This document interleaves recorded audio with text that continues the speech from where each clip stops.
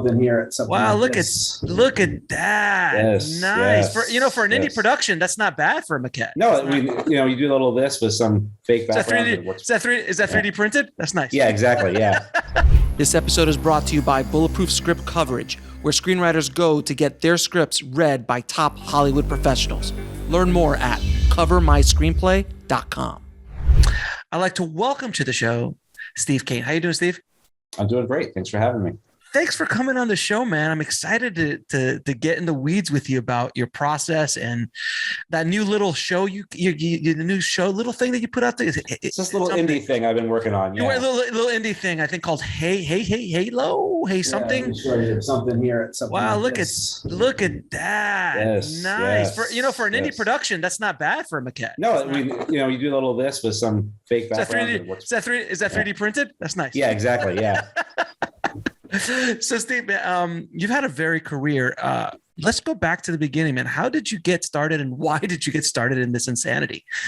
Well, it's funny. I'm from New Jersey and southern New Jersey suburbs. And I think like most kids, who get into movies, the love affair starts early, right? So I just loved going to the movies as a kid. I would go to parents would just drop me off at the mall and I would just go and see any movie that was playing. I would come in the middle of the movie and then stay for the changeover and watch the beginning of it. I'd watch them over and over again. And I had my Cinema Paradiso moments where I just look at the light coming through the window and think, how is that magic happening? And what does it mean when someone says written by? It just didn't make sense to me. So, and as I got older, I got more interested in it. I just started watching everything I could. VHSs were becoming a thing.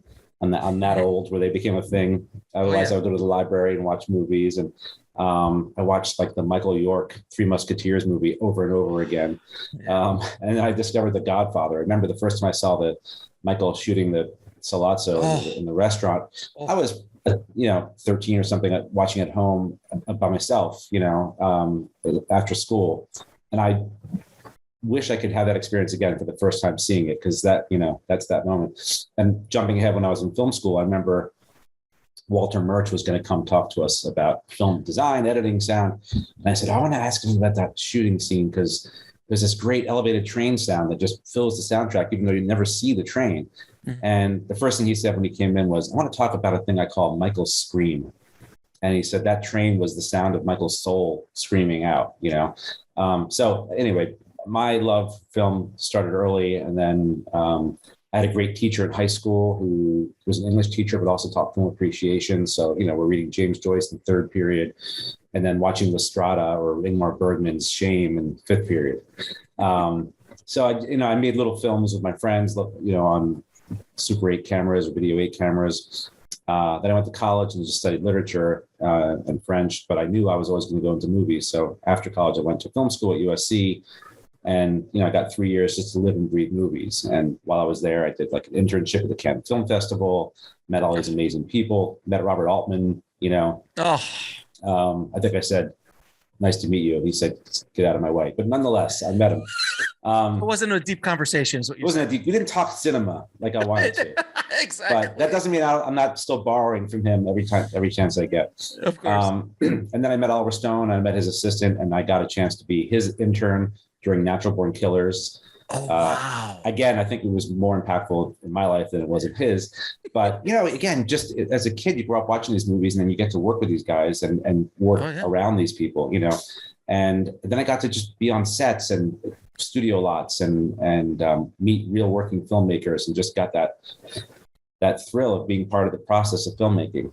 Then I made a student film and, And the rest is history, as they say. Yeah. No, I have to ask you, man, what was it like being on set of Natural Born Killers, man? Like, that's one of my, honestly, it's one of my favorite Stone films. And that we had him on the show and I had the pleasure of talking to him but I remember I was in film school when Natural Born Killers would come out, and I had the sound designer came to talk to the whole school. Oh, cool. And they showed us the first 10 minutes of Natural Born Killers. Yeah. Before anybody else had seen it. And we were just like, oh, but like the whole, like the diner scene when the finger falls off and it's like the dropping. And I was just like, so what was it like, being Well, I have to say, I was never on set. I was there during the prep, which is actually, to me, even more exciting because I drive around Woody Harrelson and Robert Downey Jr. and, take him to the gun range and I learned how to use the weapons, met Dale Dye and those guys.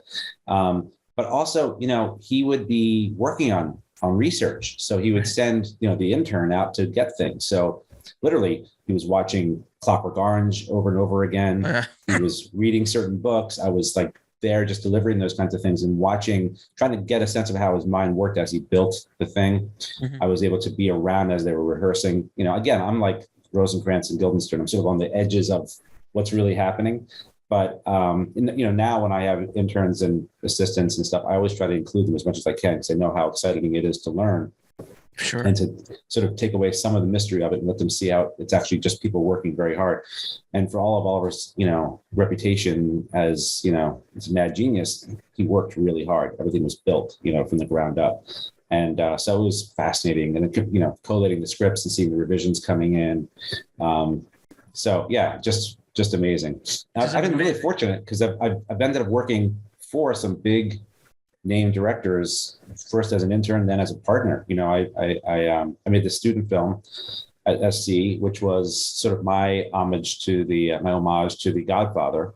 It was the Godfather's driver, basically. It's like a 20-minute version. Imagine that little storyline about this young kid, low-level hood, who thinks he can make his bones, and achieve his life dreams by whacking a rival mob boss for his bosses. And he gets everything he wants and it destroys it, and it's all set at the symphony. So it's got this great music playing. And it was like all my influences were coming into one place. And then James Cameron saw the film, or his people did, and showed it to him. And he took me under his wing for a short time. We talked about making my short into a feature, but ended up doing something else altogether. In fact, while John Sayles was writing a script for him, he hired me and a friend of mine to write a movie for him. I was like 26 years old. He sent me to Moscow for a month to do research on the Russian mafia. And this was like the time when Yeltsin was in power and Russia was the wild, wild east. It was opening up to all kinds of crime. It was the formation of the oligarchs and that whole thing. And I was there for all of it, in Moscow for a month. And while he was making Titanic, I was writing the movie. Titanic, sort of his little indie film, sort of took off as well. So the film never got made, but it was exciting. And then, I wrote a bunch of more feature scripts that got bought but didn't get made, which is sort of par for the course. And as a person who actually likes to make films, it was very frustrating for me. So that's when a friend of mine said, you should try TV because you write something and they actually put it on the air they shoot it not that long after you write it. Right. And so that's when I made my switch and haven't looked back. But again, even in that regard, I've worked with Michael Bay on a show, I worked with Spielberg on a show. So all my heroes or the people whose work I just admire, I get to sort of be around them still, which is great. And now TV is so cinematic that I feel like I'm still making movies, So I have to ask you, what was it like working with James? I mean, that must have been James during Titanic. Yeah. So I was 26. His one of his people saw my film, invited me into Lightstorm in Santa Monica, his company. I'm waiting. I have a friend waiting in the car. I think I'm just dropping off the VHS, but suddenly he comes out to talk to me and he's like, loved your movie. And I'm like, I like your movies too, and, they said, what do you want to do next? They said, well, in my mind, I had a 10-year plan when I was 15 or 16, I'll go to film school, I'll make a film, and then I'll get to be a director, I guess. That's how it works, right? It wasn't quite that way, but here I was at the end of that 10 years and I'm with Jim Cameron. And, he said, tell you what, I'll give you an office here. And at the time I was working with a friend of mine writing stuff. So he brought us both in and we had an office on the second floor surrounded by Titanic stuff, like a scaled model of the ship, maybe 15 feet long, with little pen-like cameras that you can put into, so it looks like you're actually in a doll's house in a room, and pictures of, of the era and wardrobe. And so I was around as he was writing the script, as he was casting Leo DiCaprio. It was amazing. But as far as my interaction, I pitched him stuff, and he was great about working with him, even working with Bay. Like these people, they really work well with writers. They respect what you're doing and they want to help you achieve that. So, I didn't get a lot of Cameron's time, but what I got was valuable and supportive, and that's bold. Try that some more. That's a great idea. It was like being in a writer's room. It didn't feel like I was talking to executives or, it was just filmmaker to filmmaker, but, with this great disparity at the time, of course. And ended up working on it for a year. I went to Russia. I learned some Russian. Again, these things happen. The film doesn't get made, but valuable experience. And, his watching his cuts, watching his work, having studied his work and then being around him, I took him with me, just like I took a little bit of Oliver Stone with me. I take these mentors and these lessons with me as I do my own work. So, you'd be amazed, or maybe you wouldn't be, when you're on the set of Halo or Last Ship or anything I've done, the directors come in and you're like, what, there's this great shot that Kubrick did, or this really cool shot that so-and-so does. Let's copy that. Let's find our own way. So, it's an ongoing process of learning and being inspired. And, I just still get such a kick out of it. It's a thrill. I mean, you have probably one of the most interesting beginning stories of like, oh yes, I was hanging out with Stone and I was interning on this and working with Spielberg and working. That's a great start to a career. And a blessing. I don't think I understood it at the time, because you're probably like, oh, this happens to everybody, right? Everyone. Well, yeah. I mean, I remember being in someone's office and thinking, you got a nice office, not really realizing I was talking to the head of the studio. I sort of just thought this is how it's supposed to be. And then I hit obviously rough patches and patches where you can't get arrested, I think, I get all kinds of younger people now asking for advice, and I'm just like, just don't give up, and always stay enthusiastic and then knock you down, just get up again and keep trying. And so, yeah, I mean, it isn't like I've gone from success to success, but these are the highlights of things that I experienced, So as I said, when younger people come in, if I can give them a chance to have any kind of eye into what's going on, at the higher levels and inspire them, that's, paying it forward. Now, what was the biggest lesson you took away from working with all of these giants in the business? Was there that one thing that you're like, this is a common thing I see with all of these great filmmakers? Yeah. It's actually a lesson I keep trying to teach myself, because I'm naturally a very affable, collaborative person. And I think it's worked well for me, but it's also, it means I have to seduce and convince sometimes 1,000 people of the vision that I'm going for. And of course, you have to always compromise and you have to work together. And I'm not saying those guys don't do that, but what I was impressed with was their level of self-confidence, that at least whatever their demons might be, that everyone has their secrets, but whatever they have going on the inside, they evinced a sort of confidence of, this is the direction we're going to go.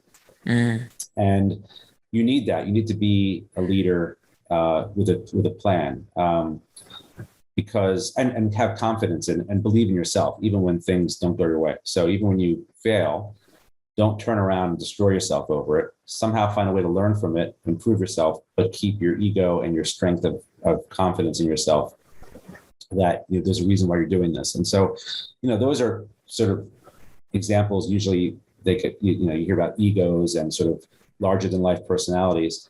But I think to do the stuff they do, to be bold like that, there was one moment I saw, or two moments I saw Cameron, again, I didn't get a lot of time with him, but where I saw some vulnerability. When he first finished the first draft of Titanic, he had this scriptment, this like 85-page. It's famous scriptment. Yeah. He finally finished the script. He had so much on his plate because he was already planning on shooting it. So the script was just like getting it off his chest. And he says, he walks by and he goes, well, it's done. I don't know if it's any good, kind of thing.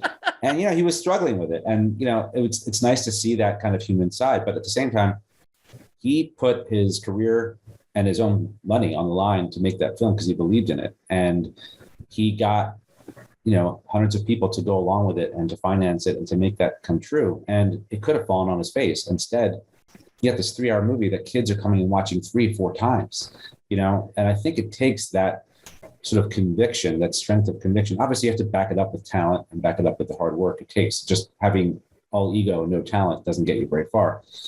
But I think the lesson I learned from the biggest players out there is that if you don't believe it and you don't show you believe it, no one else will. And the bigger you dream, the more you have to be confident that that dream's going to work, because you're asking people to risk their own time and money and reputations to follow you.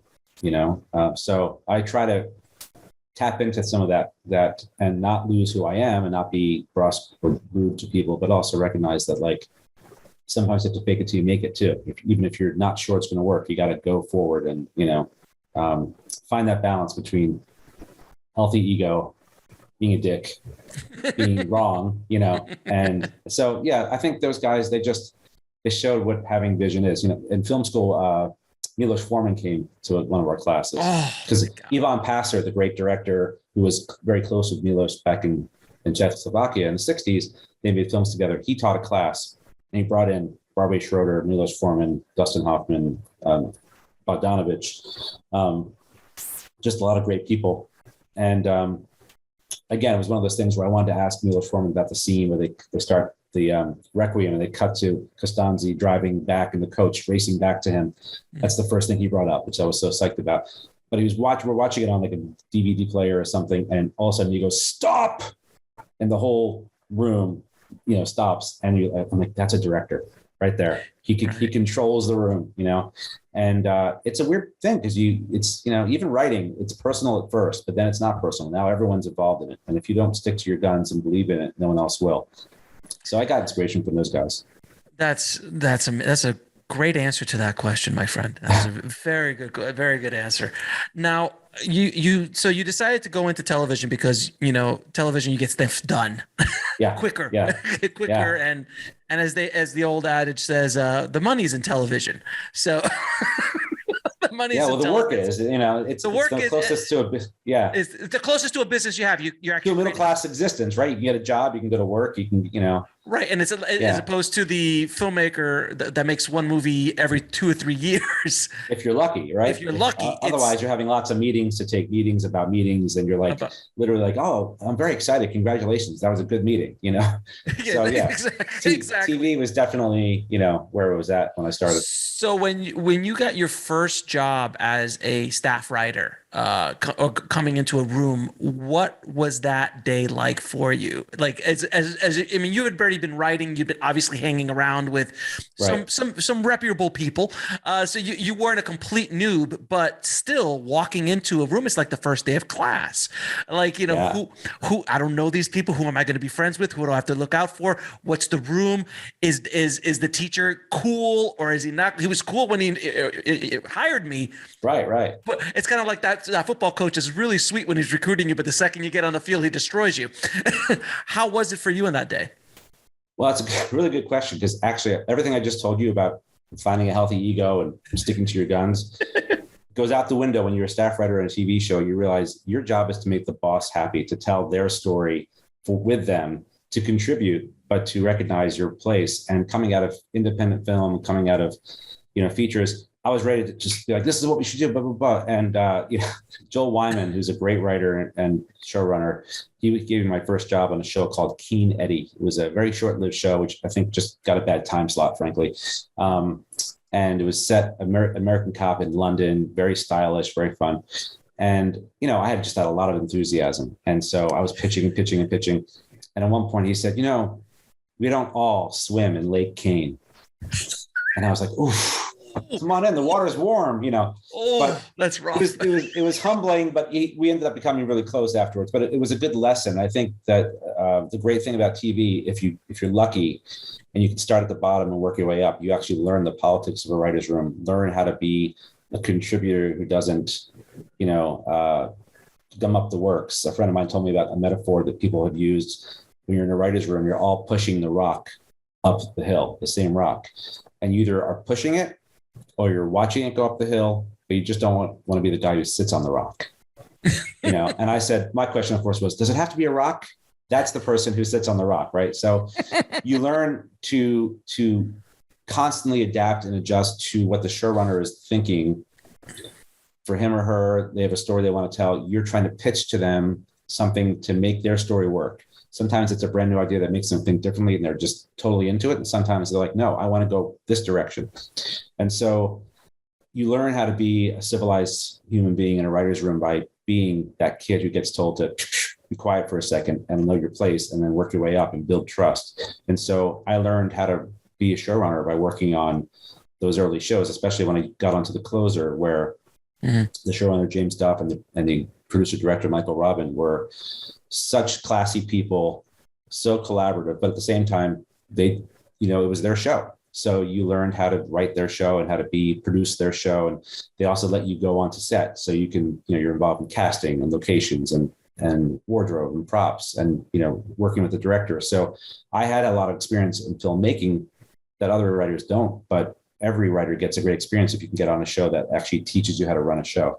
So by the time I got my first chance to pitch a show that I was going to run, I had all this experience in the politics of the writer's room, in how post-production works, how production works. And so I was extremely prepared for that. And again, having been at the lowest part, I know now how it feels. It helps me have more empathy for the younger writers on my staff. And I really believe firmly in promoting from within and giving people a chance. I've had several assistants become writers, become producers, go off to do their own shows. And that makes me really happy and proud. Now, can you discuss a little bit of what those unspoken rules inside of a writer's room? You mentioned the politics of the room. I love talking about the politics of the room because it's not something they teach you at school. It is something that you learn either the easy way or the hard way when you're in the room. So are there any kind of unspoken rules or advice you could give for writers, young writers, that if they find themselves, even if they're a writer's assistant in the room, whoever's in the room, what to do and what not to do? Yeah, I mean, part of it's just probably like high school and how to get along. But, one of the things I was taught early on is it never has to be anything. The story doesn't ever have to be what you want it to be. There are many ways to skin a cat. Even if you don't like the idea, you can make it work if you can do something to make it work, right? So to be the person in the room who gets locked on and fixated on one way of going can get you into trouble, because now you're not being flexible, you're not being part of the group, you're not helping, you're just being the person who shoots things down. There's that saying in improv, yes, and, so it's that idea of, okay, that, and what if we do this? And that could make that work. And maybe you're solving 6 problems at the same time. You're not focusing on the problems, you're focusing on the story. Other ones are, don't pitch the problem, pitch the solution, which actually I think works in lots of businesses. But, you can say like, I don't like the way the story's going. I don't like it's too easy the way he finds this and that. Okay, well, great. Thank you for your criticism. Any ideas? So you try to say, I'm struggling with this moment, and here's how I'm thinking that we can make it work. Or admit, I don't have a solution for this, but this is bugging me. I'd like to maybe ask if we could talk about it for a couple of seconds, and just, being respectful, catching the mood of the showrunner who's got, a million things happening at the same time. I know from my point of view, you keep leaving the room to be told, we just lost the actor. The set just burned down. They're shutting it, whatever it is. You come back into the writer's room. There's a pandemic. There's a pandemic. Exactly.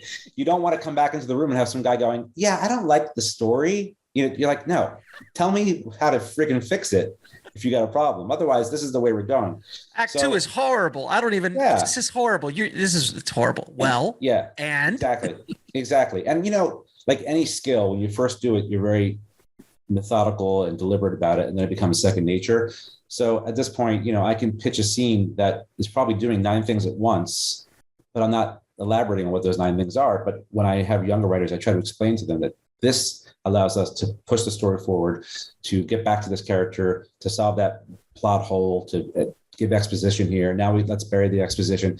So there's a lot of skills that you can learn if you're open to learning them. And again, you could be the greatest writer in the world. You can still learn a lot from being in the writer's room. And you can also recognize that production needs will change your story in a heartbeat. Literally on Halo, we lost an actor the day before shooting a big episode. It was an actor who not only was important to that episode, but who had been established in the previous episode as being important. And I didn't have to think about what to do. I had all this experience behind me. I thought about it, but I didn't have to curl up in a ball and die. I quickly rewrote 35% of the script and brought in a character who had smaller part and made them bigger. And I think actually the script ended up being better as a result. But I think that's the thing, is if you're a newer writer, you might just collapse. Like, oh, I guess we can't shoot. I guess we got to shut down. Like the show must go on, right? No. I think if you keep your eyes open and you just watch the people with more experience do their job, you learn from it, and then pretty soon, like I used to be on sets early where we'd shoot the whole scene.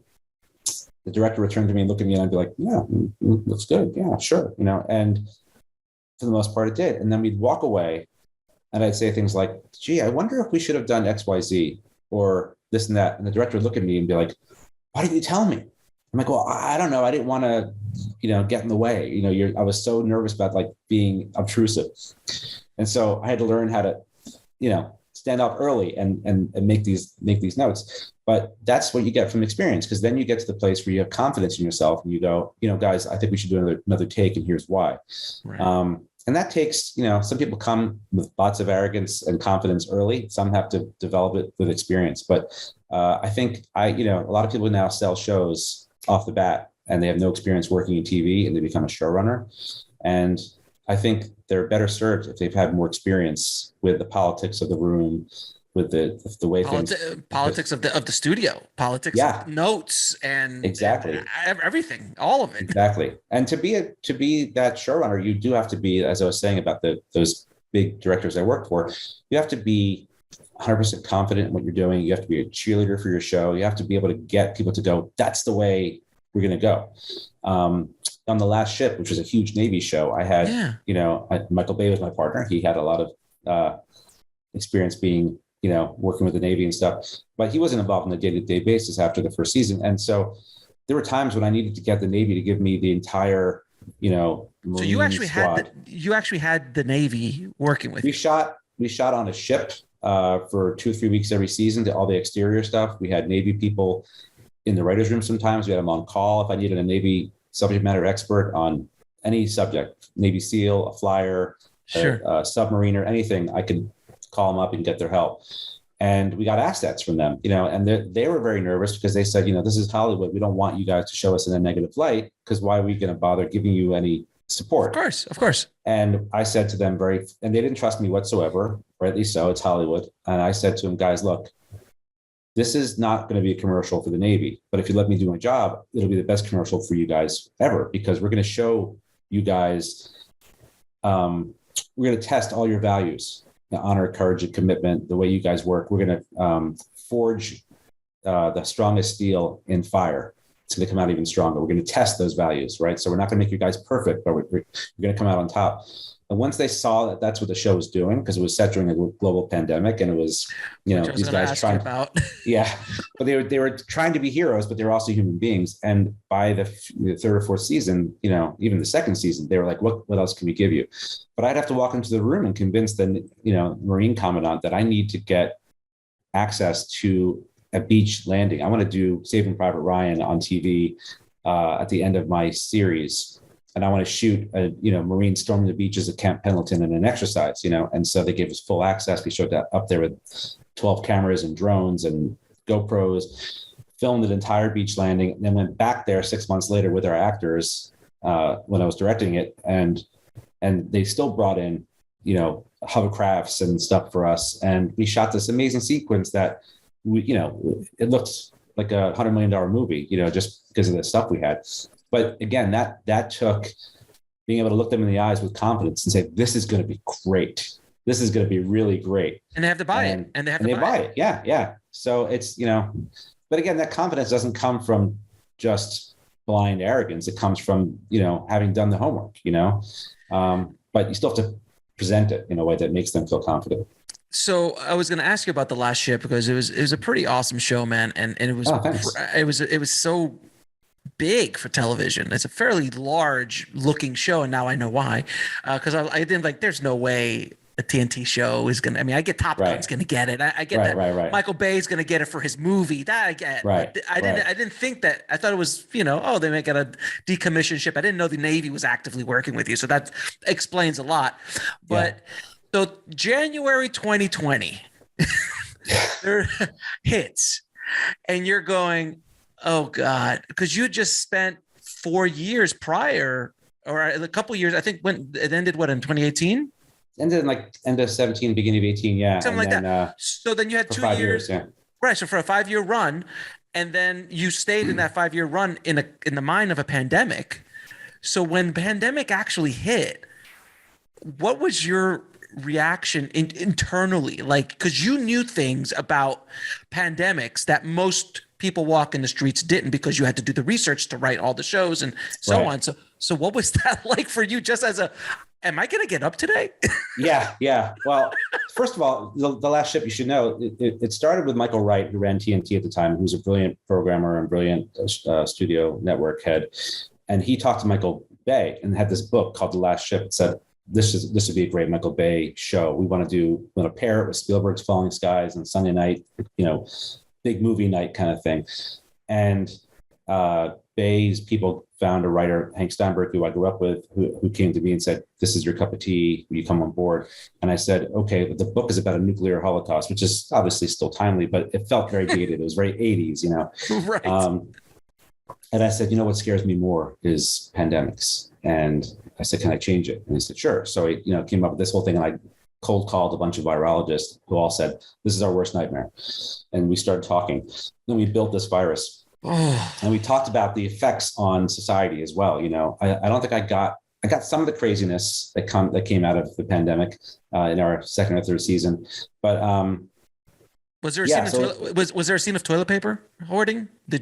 There was no hoarding of toilet paper because we were with the Navy ship at the time. That's true. That's true. But they did loot a defunct cruise ship with a bunch of dead people on it. And they had to get, a grab, get all the food they can get and, and get out. So, so I was very aware of pandemics and had a lot of conversations. So I remember being on the set in Hungary. We were in some Boy Scout camp shooting a sequence, and people were talking about this virus. They said, I heard it's in Italy. It might come to Austria. They think it's going to come here. And I said, guys, we're going home soon. We're going home soon. They said, what do you mean? I said, it's going to be here. And what I'm reading about, this is serious. And sure enough, 2 weeks later, we took our 2-week hiatus, which lasted 6 months. And I called home. I said, I'm coming home. And this is going to sound weird, but you should go out and buy toilet paper, staples, water. Why toilet paper? Because people are going to think that they're going to run out and they're going to start to hoard it. So you might as well do it too. You can't fight it. And so I came home and hunkered down for 6 months and talked to my virologist friends who told me, there's going to be an mRNA vaccine, in 6 months. It's going to be this and this and that. And I sort of followed what they were talking about. One thing that I thought would be worse, but seems to have crept up over the last, 6 to 8 months is the supply chain stuff. I thought it would have been more instantaneous, but not a lot of people didn't get sick or didn't take the shots and didn't stop working. But the idea that the supply chain is still messed up, it's a natural recurrence. But what's fascinating is the way your mind shifts to a new reality entering a pandemic. We obviously had a much worse pandemic in the show, so we shifted people's minds more. But it's I was sad to be right about that. Oh, good Lord. Yeah. But even now, I watched the first episode of Halo, and I watched it at Austin at the film festival, and actually made me cry because it reminded me of Ukraine. Obviously, this is fiction. Sure. This is not as serious as Ukraine, but people being slaughtered by an enemy that they can't control. Like suddenly, I started to see residences. And I started kind of thinking about as you get older, I think these things, they don't feel like make believe anymore. They feel like possibilities of life, and it's frightening. You start thinking about your kids, and you start thinking about, like the next generation, and you're like, there's a shift as you get older where you stop thinking about yourself only, because you're like, okay, I'm past my 20s now, and you just know a little bit more because you just walk the earth a little bit, like Kane. Yes. Kung Fu. You've walked the earth a bit more, and you're like, wait a minute, how is what I'm doing now going to affect my kids? And then you just get my grandkids, and that's when it starts getting. So you start thinking about things, and what's going on now is just horrific. And I don't want to get into that because that's not the show. But on a bright note, speaking of my kids, after we had the LA premiere of Halo, we showed 2 episodes, and my 16-year-old and my 18-year-old were there, and afterwards they both said to me, "Good job, Dad. That was really cool." So when your kids think you're cool, that's better than an Oscar. Yeah. But then I did a dumb dance. They're like, nope, never mind. Not cool. Not that cool at all. Yeah. Not cool at all. I don't think you could. I mean, I always wonder, like, does Brad Pitt's kids think he's cool? Right. Like, does, these cool icons, do they think their kids think they're cool? And they're like, no, they're just nerds. Yeah. Yeah. Now, is there something that you wish you were told at the beginning of your career, that if you could go back in time and go, there's this one thing that I wish I would have told myself, or I wish someone would have told me? Yeah, I think I've told this to younger people.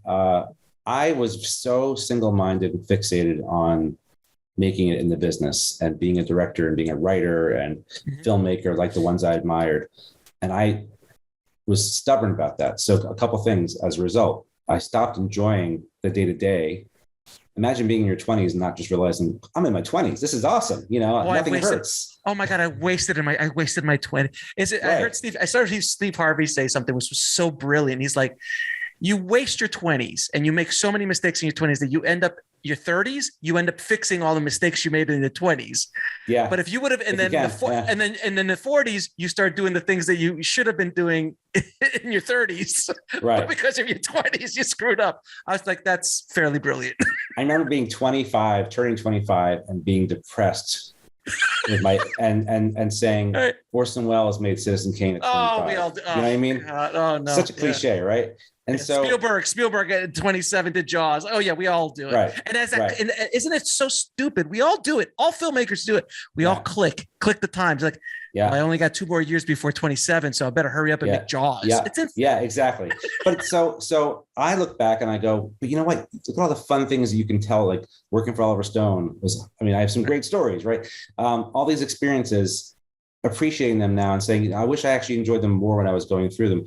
The other thing is, as I said about being flexible, was, for a while, if I wasn't making feature films that I was writing and directing, I wasn't doing anything else. And then as reality hits, I literally found myself, because I had a young family, I was making industrial videos for cancer hospitals and engineering schools at USC, and thinking, am I going to be the, James Cameron of industrials fundraiser dinner videos, but you know what? As a result, I actually learned. That's where I met my first virologist, and I got interested in that stuff. So I learned stuff that I brought to my writing, but also going to TV. I thought I'd never do TV when I was going to be a young filmmaker. TV was taboo. I mean, let's be honest. Right, like when we were coming up, TV was like, TV's like, you go there if you got nothing else to do. Right. Where now my point is if you exactly, but if you're flexible to things, you find yourself getting alternate routes to the same place. So, I wanted to direct. I made this film. I was going to be a director, and then I was getting work as a writer, which was, again, how great is that? But at the time, I thought, but I'm a director too, and so my directing was kind of put on hold, and so I didn't get my DGA card till my mid 40s, and I was like, I can't believe I thought I'd be a director, and I'm just a writer of these giant shows. But then when I got to be a showrunner and I got to be really, in charge of the whole process, directors are working with me, everyone, and I'm able to tell, because I feel like filmmaking is, writing is the most important part of it. Without that, you don't have anything to work with. But it's if it just lives on the page, it's not really a thing. It's like an opera. It's got the music, it's got the sound, it's got everything, And so being a showrunner and doing these shows allows you to be the filmmaker in a very full way. And then I got to direct. I got to hire myself as a director anyway, eventually, on The Last Ship. So, and a little bit on Halo. So, I think I tell younger people, don't sweat it. Don't take yourself too seriously. Enjoy what you're doing now. Never lose focus on what you want to do, but recognize that there's many ways to get there, and go with the flow. Go with follow your bliss. All those cliches are all true. Go with what makes you happy and you're enjoying it. And I still get a thrill walking onto a set. Always. If that thrill goes away, then I'm going to quit, because everything else is so hard about the business that I only do all that to get back on the set. So if the set's not fun, then I'm going to do something else, and as a filmmaker, you work, like we said earlier, three years to be on set for, if you're lucky, 45 days. And that's a hell of a nice budget. If you're in a studio, it's 60 or 90 days. Right. But you spend most of your life chasing the ability to be on set. Yeah. And television's a little different. And television, you could be on set all the time. And I think that's a really much nicer place to be. I do like that you said that in your 20s, nothing hurt. People listening who are in their 20s, enjoy it. Yeah. It will end. Yes. Yes. Go to Taco Bell right now at 3:00 in the morning, eat whatever you want. Yeah. When we were in Hungary filming, I was like, can I get a salad? And my script coordinator, who was like 29, was eating like goulash and pork this and rooster testicle. And I'm like, how do beer. You do that? Yeah. I'm like, no, I have to get up in the morning. I gotta, give me some seltzer water, Oh, now it's the two old fogies talking now about my sciatica. Listen, not to betray confidences, but I did have to buy orthotics for Oliver Stone for his shoes. So, hey, listen. That is some of the most key to directing. Key to directing and a Steadicam operator. Good shoes. Right. Right. Good shoes. I talked to the guy who created the Steadicam once. I was taking a class up in Maine years ago, and he was teaching the class. And I go, "What's the best advice you could give a Steadicam operator?" He's like, "Good shoes." I was like, and as you're on set, you realize. I directed on set with bad shoes. Yeah. Ooh, because you're 12 hours sometimes. Yeah, easily 12 hours. Camera operators are my heroes on set. Yes. I've seen. It's like Ginger Rogers. They do it backwards and in heels. They're running backwards, being shot at with blanks and stuff. They're catching the shot. And the great ones, they know how to tell the story with the camera. They're great partners on the set. I mean, I just love the whole process. So let's get to that little independent film thing that you just did, Halo. There's been it's beautiful maquette. Halo has been in development for since basically the damn game came out. There's so many different, directors and projects. It's going to be a feature. It's not going to be a feature. It's this or that. And it's come and gone so much. So when I gave up on it, I truly it's going to be in production hell or development hell forever. Right. So then when I saw the news that you were doing it, I was like, I still don't believe it until I see a trailer. Because I've been burned before. Sure. So how did you get Halo? Like, that's a pretty big, feather in the cap, man. Because everybody wanted to do Halo. Some of the biggest filmmakers in the business wanted to do Halo. So how did you come to? How did Halo get dropped into your lap, sir? Well, it kind of did, actually. I mean, I had been following the project's development like everybody else, hearing about it. And actually some friends of mine were writing scripts for it at one point when I was doing The Last Ship, and I was kind of jealous of that. But I was busy. And The Last Ship had ended, and I was developing and working on my own stuff. And my manager, my agent, called and said, look, they're making the show. The guy who they were working with does not want to continue, does not want to go to Hungary to make the show. And, he's been working on stuff for a while, but there's still a lot of room for you to come in and do something. Would you be interested? It might mean going away for a few months to Hungary. I didn't realize it would be 2 years. Yeah, I was about to say, you don't go for a few months for production in Hungary. Right. So I was like, okay, I didn't know what I was getting into.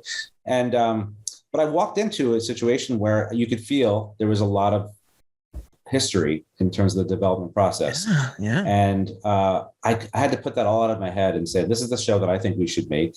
What you have here, you have a lot of great stuff. Kyle Killen and his team did some really good stuff, which I kept a lot of. He's a great guy. We had a good partnership for the time we overlapped. But I said, look, to make this thing work, both story-wise and production-wise, these are my opinions. But again, I had to show, everyone that this is the way to go. And it was hard because there's a lot of money at stake, a lot of people involved, a lot of pressure, and everyone really wanted this to be great, especially, of course, the people at 343 whose baby Halo is. They wanted to make sure they didn't disappoint the loyal fan base, that they also expanded their fan base. It was a lot of, I felt for all of them that it was an impossible situation. And I have to stop for a second. How did you deal with the pressure of dealing with such a huge character like Master Chief, the franchise, the budget? I don't even know what the budget is, but I know it was fairly disgusting.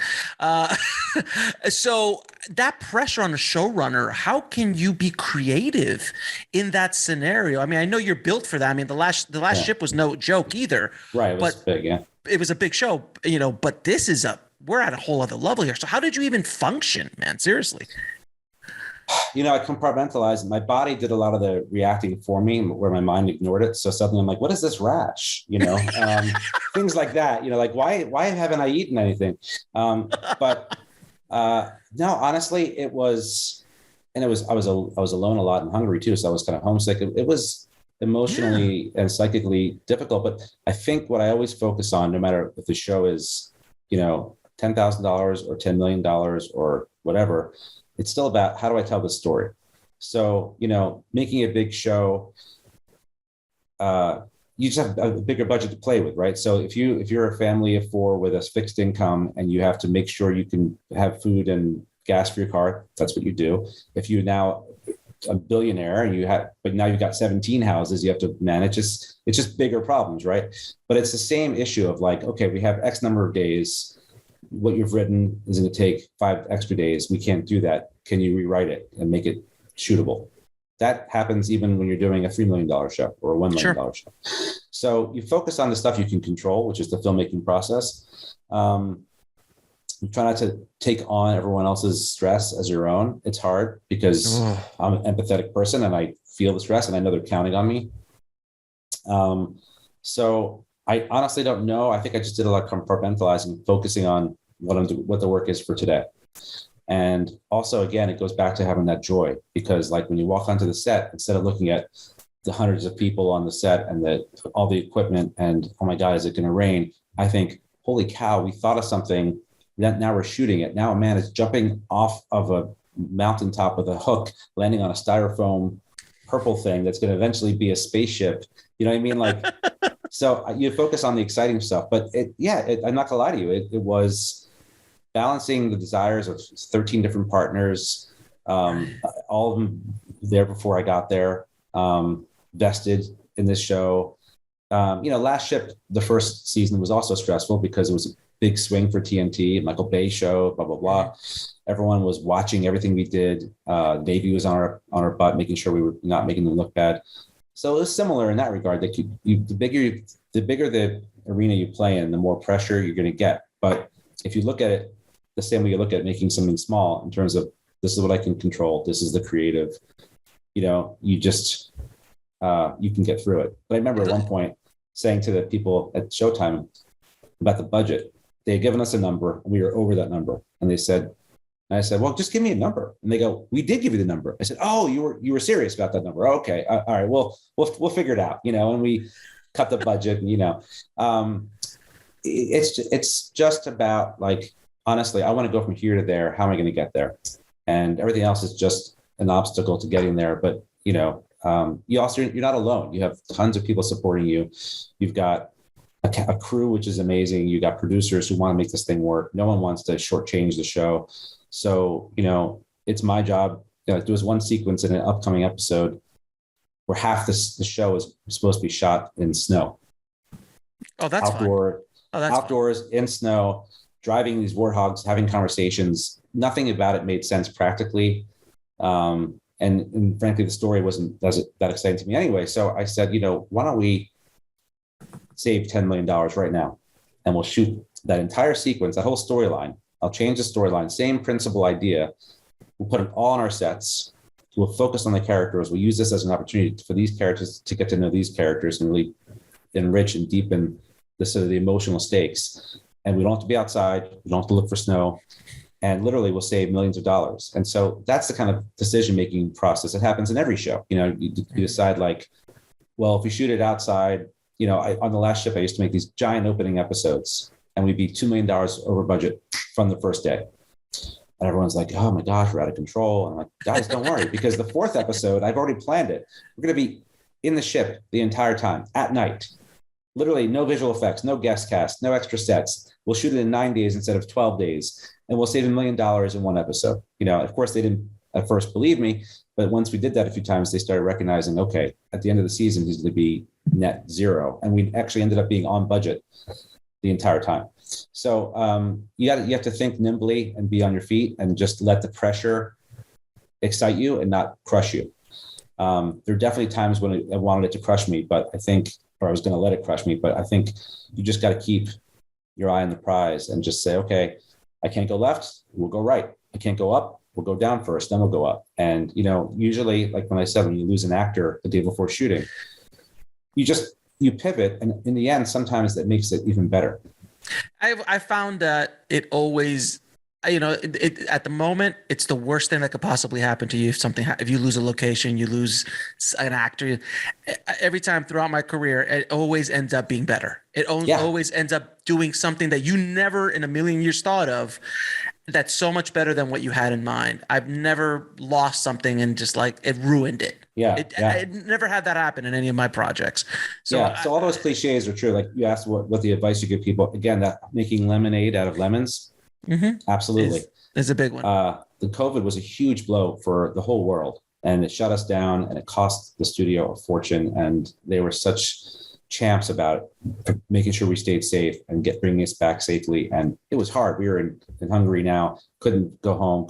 Family couldn't visit me, couldn't visit people at night. We had curfews. So I was literally in a van with a mask, going to work, going home, barely having any social interaction, but we pulled it off. But even so, the 6 months that we were shut down, I used those 6 months, we all did, to get visual effects, to get editing done, to re-examine the scripts and rewrite them. So we took a terrible situation and we spun it and made the most of it. And I think the show actually is better for it. Again, I would never trade that.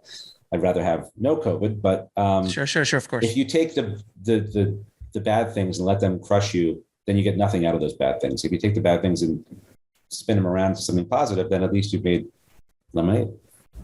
Yeah, there's no question about it. I always find it that when I sat down with with a script of mine with the first AD, a really seasoned first AD from like he's been doing, work with Fincher and all these kind of crazy people, and he's sitting there and he's looking at it, and he's like, "Does this have to be at night? Yeah. Why is this at dawn? Right. Why is this at dusk? You need and those little tricks." The budgetary things, because as a writer, you're just like, it's going to look so good at sunset. Yeah, sure it will, but you've got 15 minutes. Yeah, exactly. Unless you're on The Mandalorian, then you have a sunset all day. But unless you're just from the screen. Yeah. But other than that, yeah. So those little tips that they don't teach you those things. That's just practical, everyday stuff. So that's what you were saying. Like, let's take all the snow, like, the rain. Why is it raining? Does it need to rain? Do we need to have rain? Right. That's going to add, so much money to the budget. On the last ship, we decided season 4, we've never had any storms at sea. That's ridiculous. We're a ship at sea. Yeah. So we wrote the storm episode and we planned it 6 months in advance. We were looking for footage of storms to be able to use for CG. We were retrofitting the ship to make it be able to water capable. And, you plan for it, but you don't just go like rain. You have to go, okay, we're having a meeting today. We're talking about rain. Rain 6 months from now. And I think the other lesson for young writers is you can write anything you want when it's on spec. But when everything you write, some department head is highlighting it and they're going to try to get you what you want. So I've been on sets where they say, we're having a tough time getting sharks. I was like, what's that? They said, yeah, you said that sharks. I said, oh no, I was just writing that. It's fine. You don't need sharks. They're like, okay, cancel the shark wrangler, or cancel the shark wrangler. Yeah. I told our visual effects guy in the last ship, I had written that I wanted to show the enemy was badass. And that as they were being fired at, they were like acrobatically diving out of the way. So I wrote Matrix style, meaning like ballet. Bullet time. Suddenly we're having bullet time conversations. And I'm like, I'm so sorry. I hope you didn't spend any money on this. So even as a showrunner, I was making those mistakes. So the point is that everything you write has to have a reason, and you're better off not writing something and letting let's say the wardrobe department come to you and say, what were you thinking about for the scene? Or here's what I was thinking having read the scene. But if you write, she's in a purple muumuu, they're going to go get a purple muumuu. Yeah. And if you were kidding, or you really weren't thinking, you're just making it look pretty on the page, then, you're going to cause people a lot of work. So that's the thing is, especially when you're a young writer, you think no one cares about your stuff. But guess what? When you're on staff, even if you're the lowest person on staff, you write a script, it gets to the set, it's the Bible. Now, every department is going to make what you wrote come true, which is why you got to be appreciative of them. You got to be collaborative with them. You got to be smiling and thankful at them. And you have to respect them and their time because they're trying to make your dreams come true. The guy pushing the dolly doesn't always have the same, like look at me on the screen. They're just pushing a dolly for the day. But the good ones do. They take pride in it. They only take pride in it is if you welcome them into the process. So if you embrace your camera team, embrace your electricians and say, we're all going to make this amazing show together, then you get better work from them and happier people. Right. And I think I'm going to get that. I'm going to get what you said on a t-shirt, cancel the shark wrangler. I think that's, that's a great crew t-shirt. Cancel the shark wrangler. We actually had a cricket wrangler on the last ship at one point. And I actually was so lucky because I at the time, and still my son was obsessed with his lizards. I was always buying crickets for him. Sure. And I learned you don't want to buy the large crickets because they're the ones that make all the noise. If the medium and small don't croak or whatever the word is, they don't make that noise. So of course you're on the movie set, you don't want to have noise. So I said, no, they have to be medium crickets because the large ones make a lot of noise. I know this because my kid, so those kinds, but we had a cricket wrangler, and after we were done, she had to collect all 1,000 of them, make sure that they were all okay. And they all got their per diem. Exactly. They're per diem. I think a few of them may have gotten, didn't quite make it, but, a couple of, yeah. I mean, no, of course they all made it. No crickets were harmed in the making of your show, sir. None. They were stunt crickets, so they were fine. They were stunt crickets, okay? Yeah. Made out of little styrofoam. It was amazing. Exactly. Hollywood magic. So was there a day, and I know the answer is yes, but I'm going to ask it anyway. Is there a day on Halo that the entire world came crashing down around you and you said, oh my God, what the hell am I doing? This entire thing is going to go down in smoke. I know we've already talked about losing the actor, but is there another moment? Yeah. And was it every day? Well, yeah, I don't think I ever had an experience where I said the whole thing is going to come down crashing. There were times where I thought that's just too much to do right now, because what happened was by the time I came on board, the train was already speeding out of the station. So they were sort of building and looking for locations based on old material that I was going to be changing. So I had to keep giving them new drafts. Like the story that got out, that I said glibly one day, I did 265 drafts, which I did. But that was because literally I would get to work on Monday and the producer would say, we need another draft for props or for locations to start their work. So I'd crank out another draft in 24 hours and get it just for that department, and I'd say, it's not done yet. It's just enough.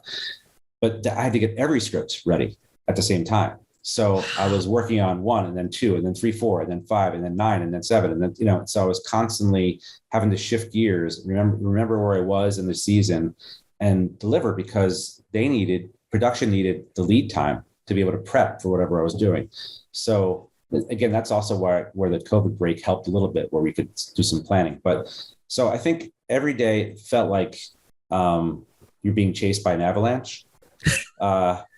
That's a great analogy. I love that. But at the end, when you kind of get to the bottom, you kind of go, and it goes right by. You're like, that wasn't so bad, But look, I'm still mixing shows as we speak, and sure. still doing score and visual effects as we speak. And if you can take it day by day and just sort of say, I can only do what I can do. I had some help here once in a while. A writer would come out, producer would come out and help me, but otherwise there was no writing staff.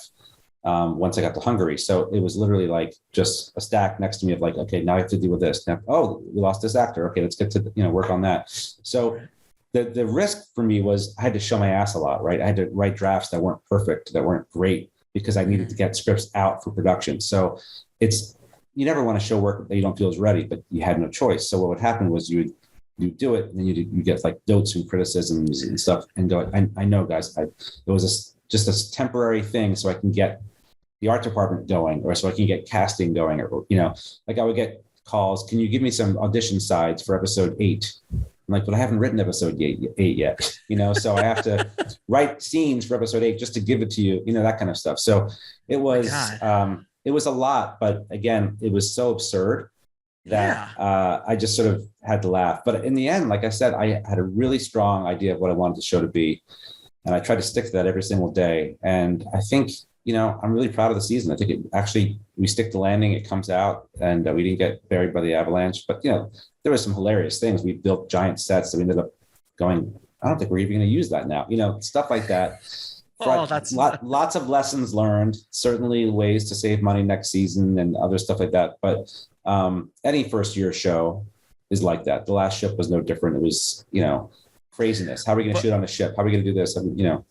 But it just sounds like you said the train left. So you were like thrown into a machine, a giant machine that was already moving and was going to keep going no matter what. You were just tossed into the gears and you're just trying to oil things up and try to keep things going. And no, guys, not east. We're going west. We got to move the whole ship over. And the metaphor I had was that it was like a train speeding with no tracks in front. So I had to keep throwing down the track to keep us from crashing. But yeah, your metaphor is perfect.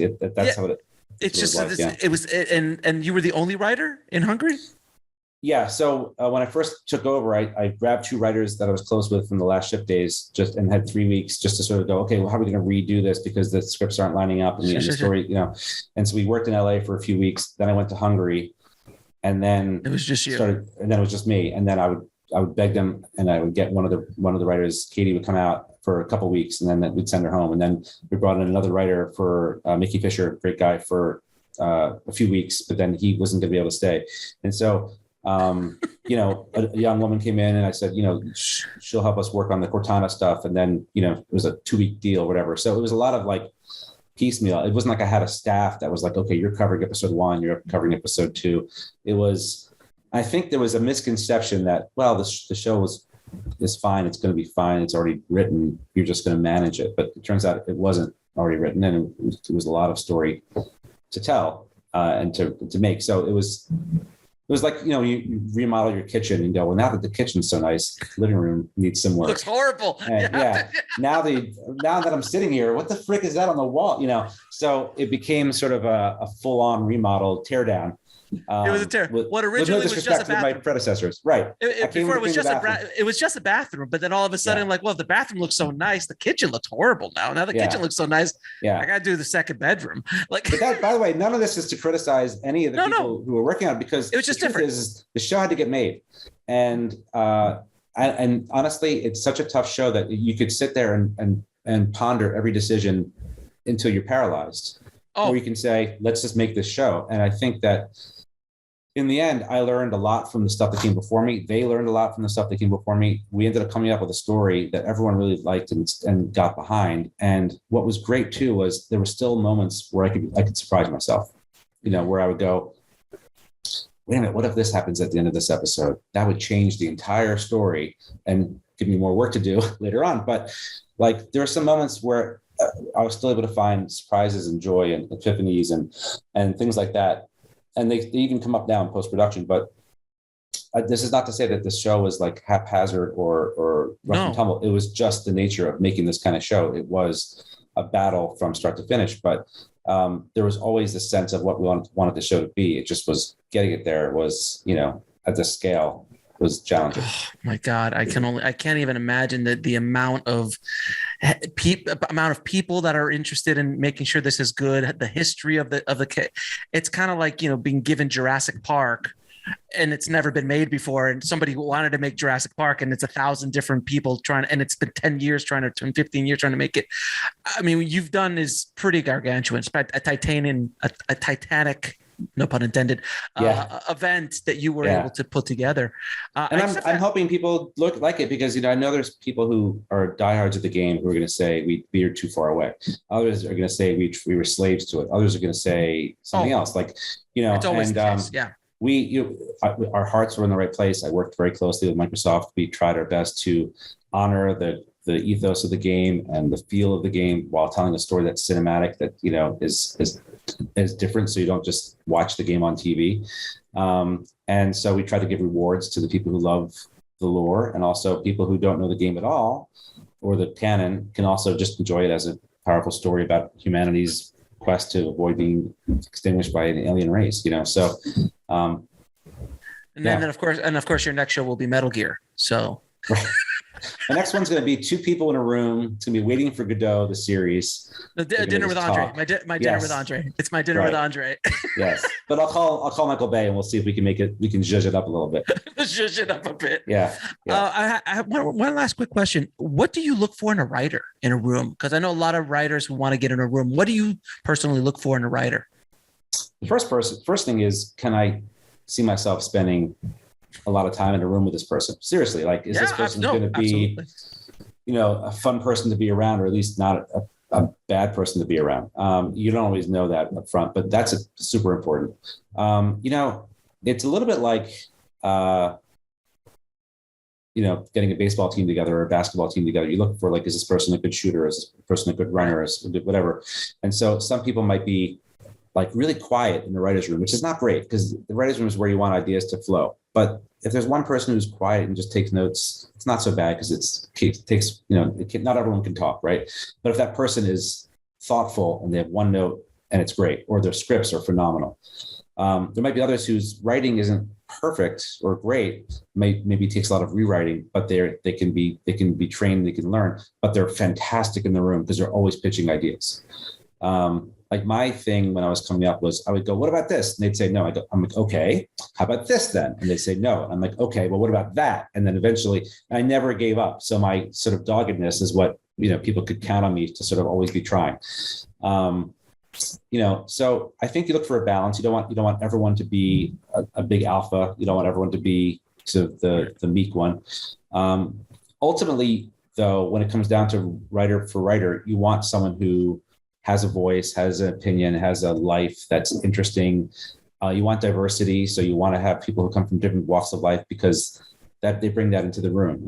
It's amazing how you get different perspectives. If you've got people from different socioeconomic, racial, sexual, anything backgrounds, it keeps you from getting into your bubble too much. You don't do it to pander. You don't do it to sort of be woke. You do it because you're trying to tell a full story. And so, like you want a young person, you want a person with a young family, you want a person with kids in college, you want a person who's retired, a person who's lost something, you just want people who can bring their life to your show.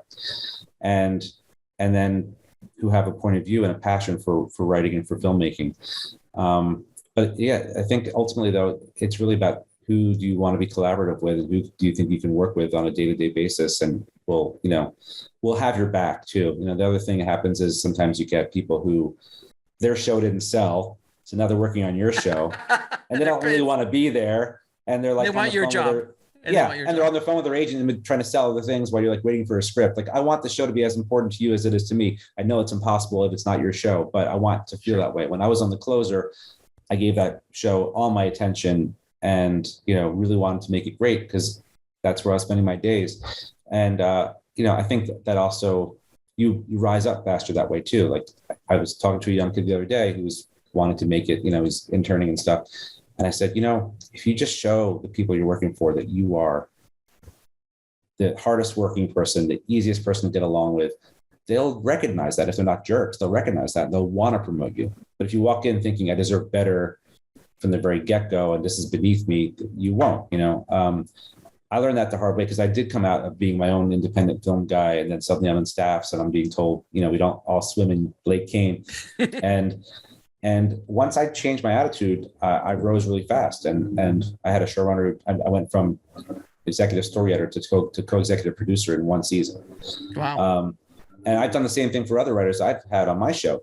People who started off as staff writers, by the end of the last shift, they were co-EPs, because I could just see it in them. They were dedicated to the show. They were dedicated to working hard and to putting in the hours outside of work. I think, I forget the question, but I think that's the answer. Well, like, best advice I ever got is don't be a dick. Don't be a dick. Yeah.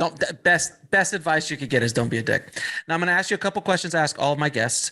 What advice would you give a filmmaker or screenwriter trying to break into the business today? I would say, there's no excuse these days for not making product that someone can look at, whether it's a script or a short or a play. I think that more and more people want to see people with their own unique voices, and they can teach you the business side of things. They can surround you with people to help you. That's always been the case, but now I think with technology and the internet, it's even more so that you can make your own portfolio and your own world. Right. I think, Steven Soderbergh, have you ever had him on yet?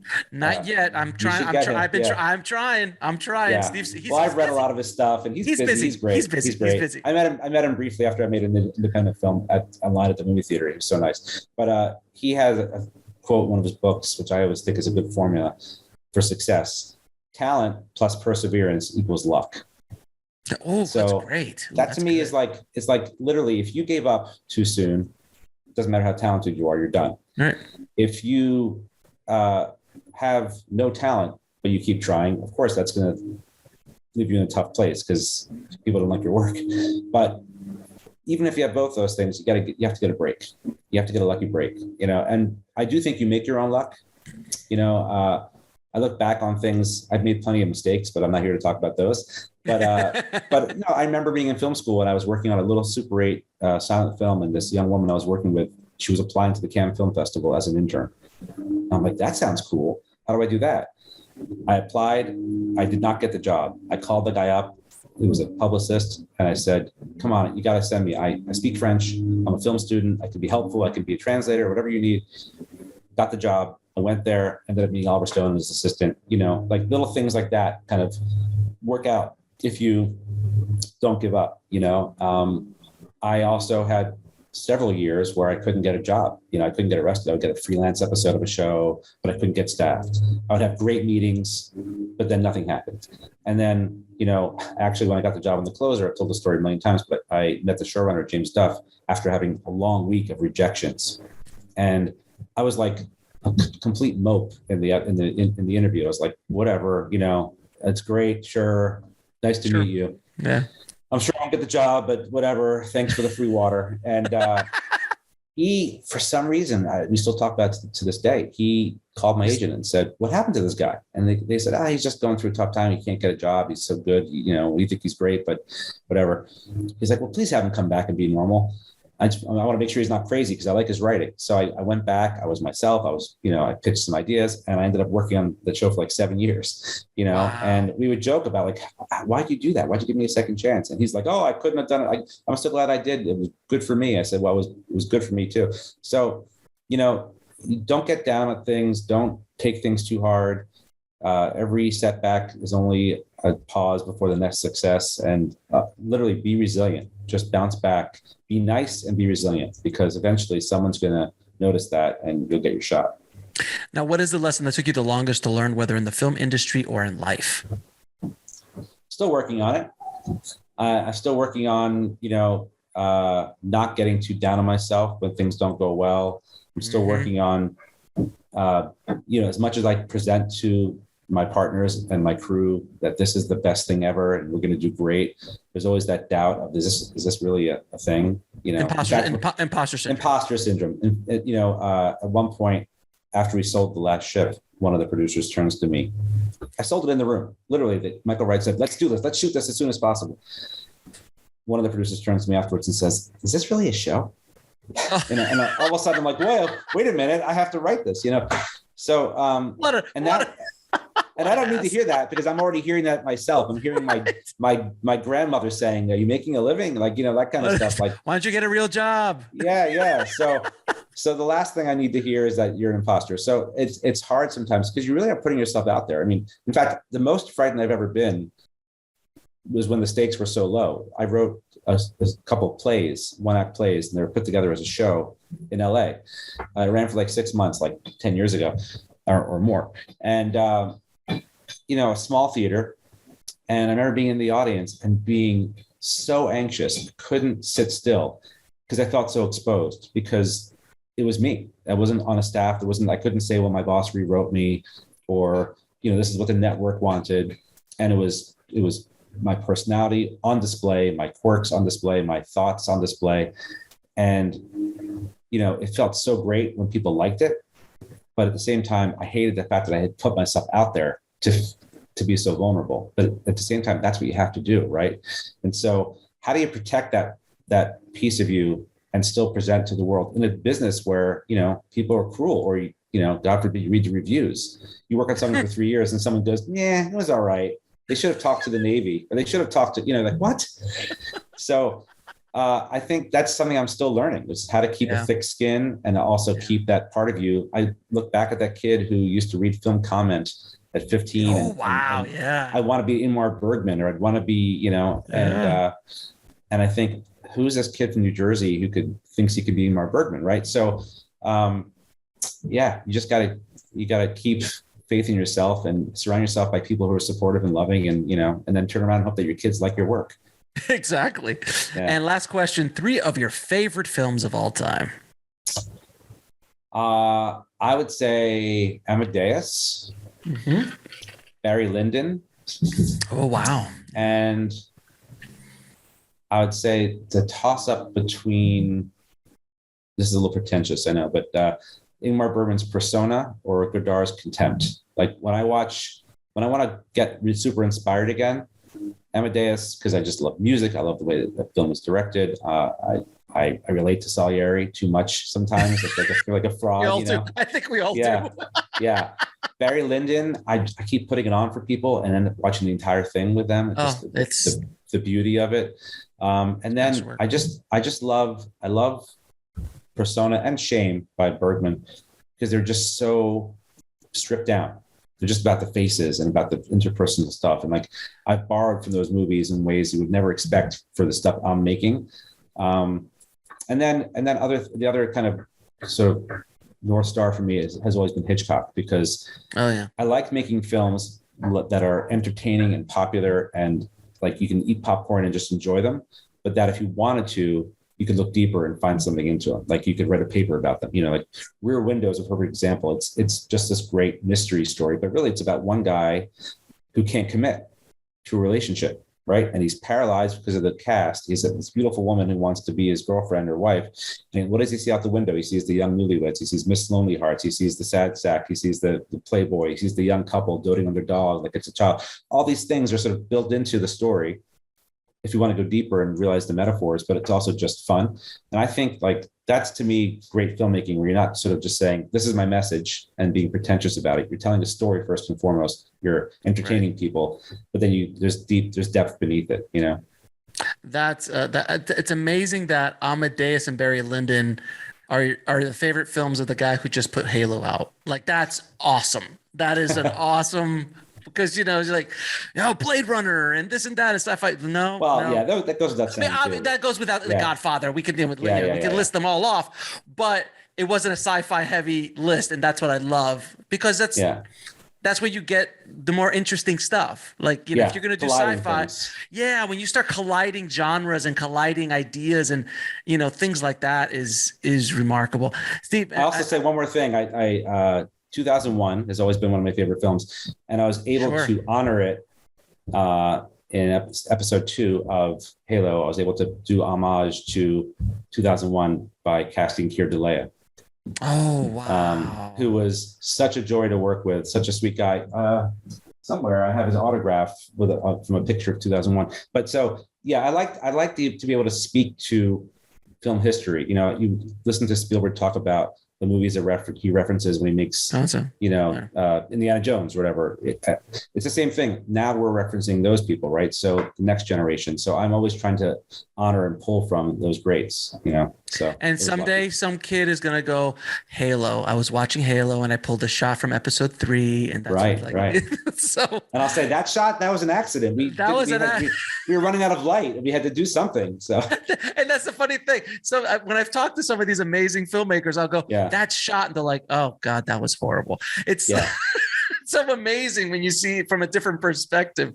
But Steve, man, we could keep talking forever, but I appreciate you so much for coming on the show. It has been a joy talking to you. You are a mensch, sir. You are a mensch. So I appreciate that. I appreciate you, and thank you for getting Halo out, man. Finally bringing it out. I hope you all love it. And honestly, I'm honored to even have been invited on the show. Looking at the people you've spoken to before me, they're all legends. And thank you, man. It's a thrill to be even part of this, but I hope that I helped add to the conversation. And, to anyone out there trying to get into the business, welcome aboard, man. It's great. It's a great ride if you can get into it.